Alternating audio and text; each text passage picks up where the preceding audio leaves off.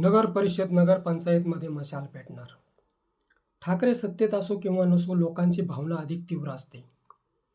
म्हणून त्यांच्या पार्टीत प्रवेश करणाऱ्यांची कधीच कमी नसते. कुंपणावरील डोमकावळ्यांना ठाकरेंनी संधी देऊ नये.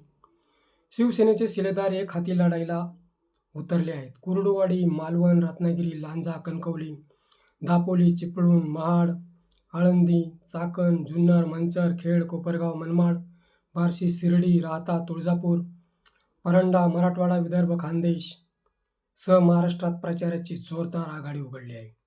ठाकरेंच्या शिलेदारांची कामाची पद्धत लोकांना माहीत आहे, त्यामुळे त्यांना पसंती असणारच आहे.